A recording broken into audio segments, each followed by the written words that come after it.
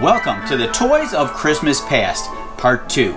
Now in Part 1, I showed you 50 toys from the 1900s, so you must be on Santa's good list because I've got 50 more for you. Fun, interesting, and even rare toys from Christmases past. I'm going to start right here with a toy from my childhood that I love to play with, and it still works. Who and what are you? We are the toys from Christmas past. I don't know when or where I got this toy from. I don't even know what the official name is, but I always called it the Creepy Hand Bank. And you're going to see why in just a second.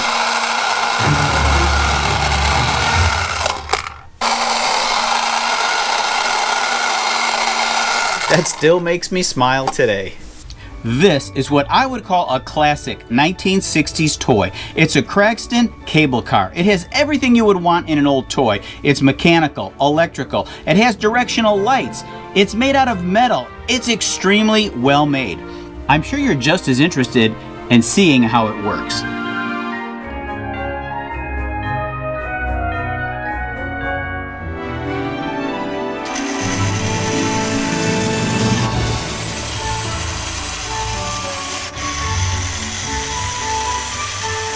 This is a really cool old electronic toy called Safari Hunt by Vanity Fair, model number 5004.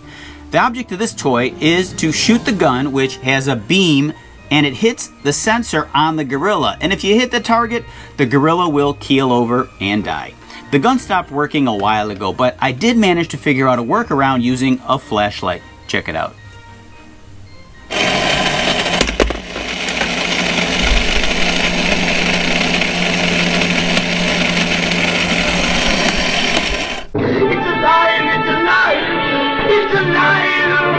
I took a road trip to Beyond Grandma's House antique store last week to check out some of their old wind-up toys, and I think these will bring back a few memories for you.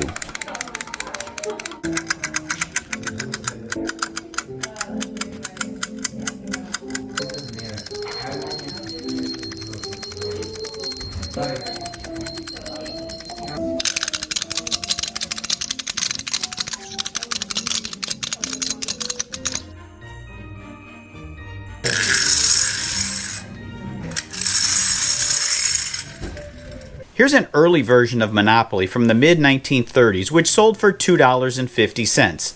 The board hasn't changed much, but the box it came in was smaller.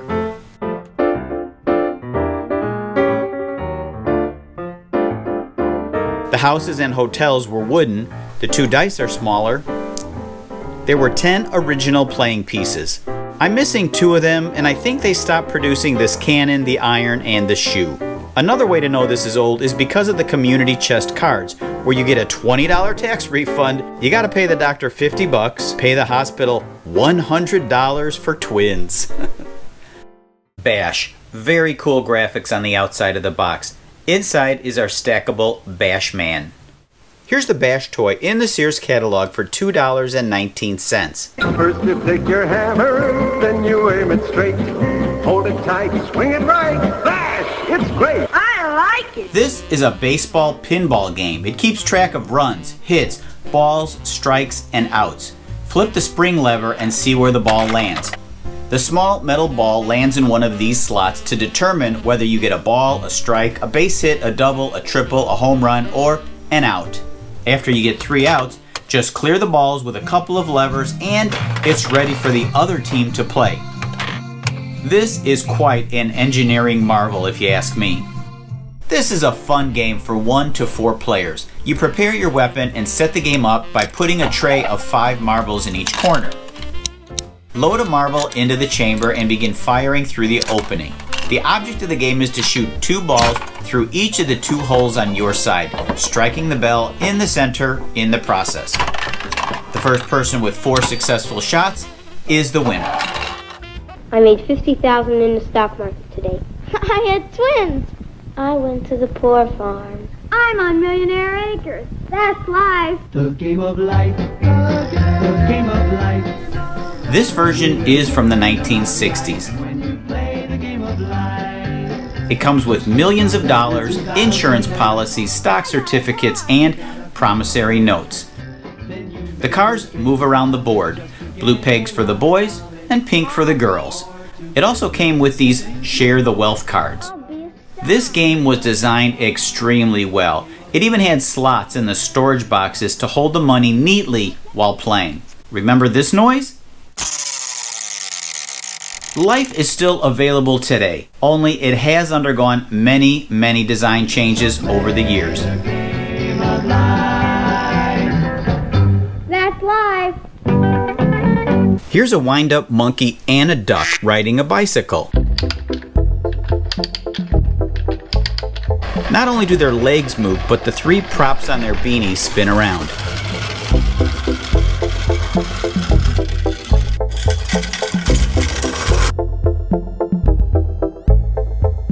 Now here's a great little merry-go-round. Instead of having a key that you turn to wind it up, it has a lever that you slide.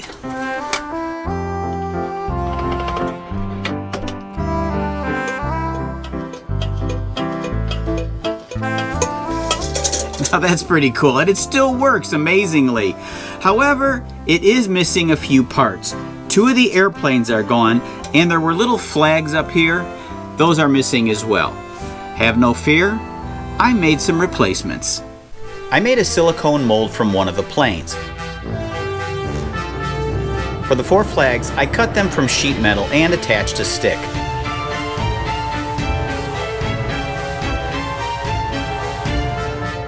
What do you know? Good as old. This is a reproduction of a game called Skittles. I made this one out of old dresser drawers that I found in the alley.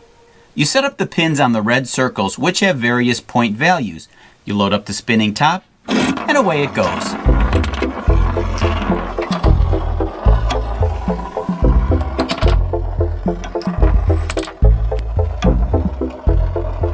To calculate my score, I add up the point values beneath each pin that got knocked over.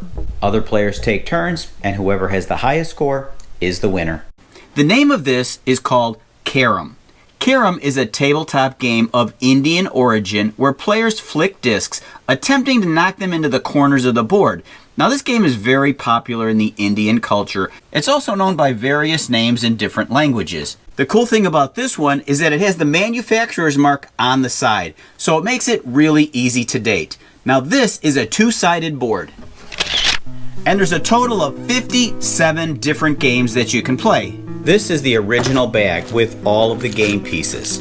It's amazing that it's still together after all these years. I'm sure many children and adults spent hours gathered around this board having loads of fun before the TV and internet. Now, of course, there's an app for this game. I played Shut the Box as a kid for many hours. The original one disappeared, so I had to make a new one, but it plays exactly the same. You roll the two dice. Whatever point value you roll, flip up whatever numbers you want that equal the roll. If you're able to flip up all of the numbers, you win. This is a game called Pachisi from the 1940s. I'll bet you just said, hey, dummy, it's called Parcheesi. The truth is, we're both correct.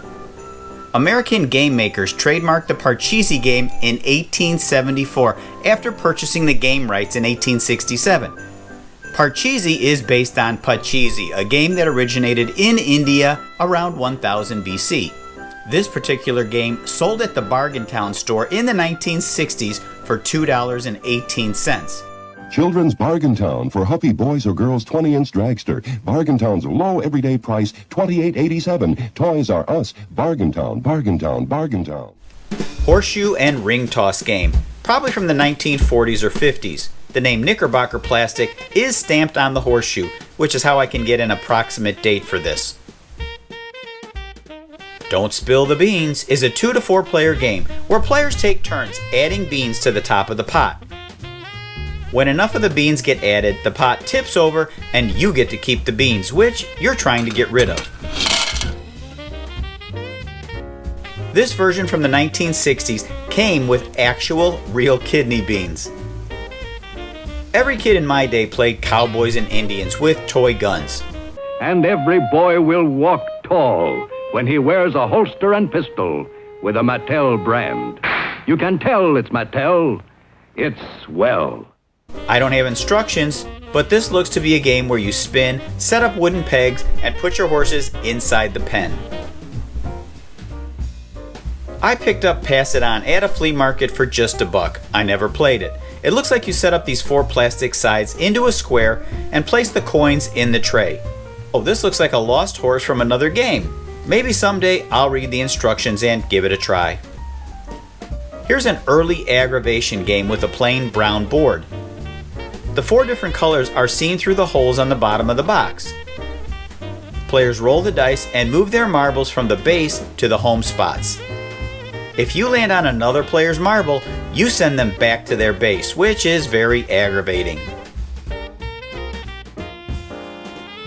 In Clue, players move around a mansion board as different suspects, attempting to solve a murder mystery by deducing who killed the victim, where it happened, and with what weapon. They make suggestions along the way as to which character, weapon, and room they believe are involved. The first player to correctly guess all 3 secrets wins. It's the Hands Down Championship.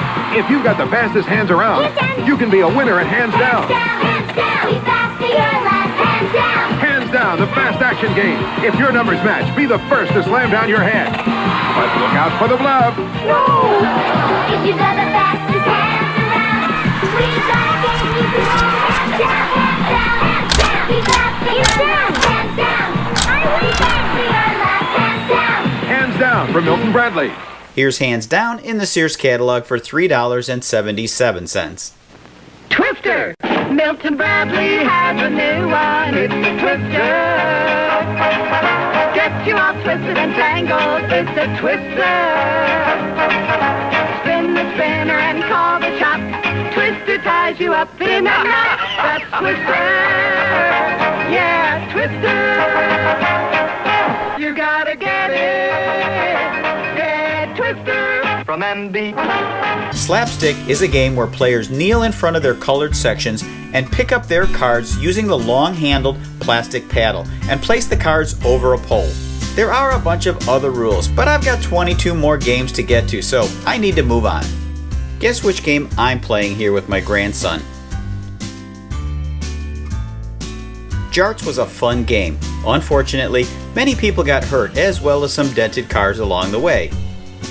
The game is so dangerous that it's actually illegal for me to sell this today. This is the Hot Wheels Supercharger. It runs on 2 D batteries.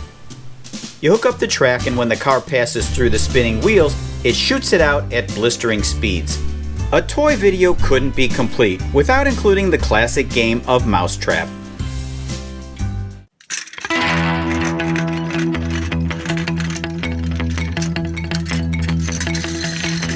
AFX Racing Set, the toy we loved and hated.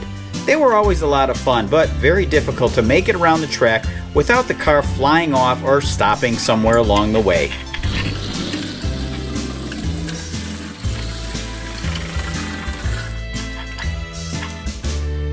This is a sturdy 3-coin register bank. The door at the bottom locks when you put in the first coin and unlocks when it hits $10.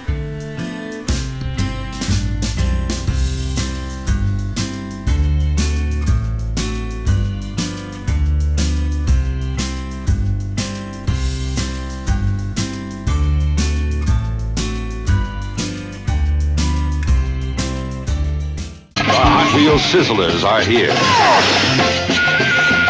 If I had to pick one toy that was my favorite, this is in the top 3. Sizzler cars, made by Mattel, who also makes the Hot Wheels cars. These were rechargeable Hot Wheel type cars that you could switch on and off. This is the charging station. It runs off some D batteries. You plug the gas hose into the car, press the top down, and in a few minutes, the cars would have enough juice to last several minutes. A toy like this is one of my earliest memories. I can remember I had to be around 4 or 5, having one of these trains, running around the kitchen, chasing it until the batteries died out. The magic of this train is that when it's running and it hits a wall, it'll turn in the opposite direction.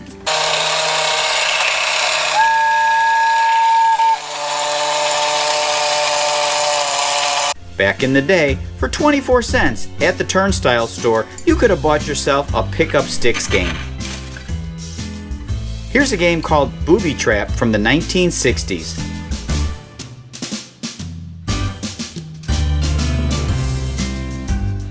Gnip, gnap.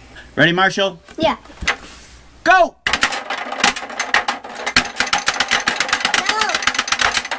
Come on, one more. I win! Here's a knockoff of the Easy Bake Oven called the Electronic Bake Oven. It cooks a small cake using a light bulb inside for heat. This is a pirate chest bank. It's rather heavy and made out of some thick metal. Plenty of places for fingers to get pinched, and floors or furniture to get scratched. Nobody seemed to think about these things when designing toys. It was all about fun, like this handy Andy tool set with small versions of real tools.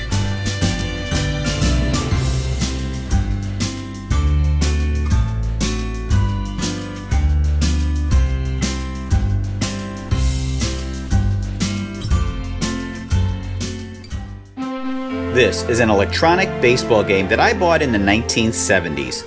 Little blips of light and beeps simulate a baseball game, and it even kept track of the score at the top. When I was in grade school, all the cool kids had Mattel Electronic Football. This also had blips of light that you moved up, down, and forward to simulate a football game. This is Merlin. He plays 6 different games, including tic-tac-toe. Each game has 9 different selectable levels of difficulty. The Whizzer, another one of my favorite toys of all time.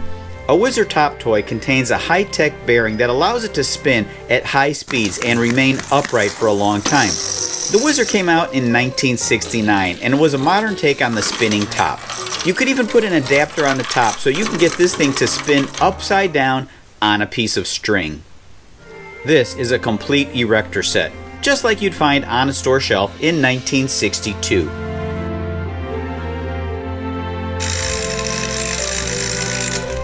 Toys didn't have to be big with hundreds of parts to be fun.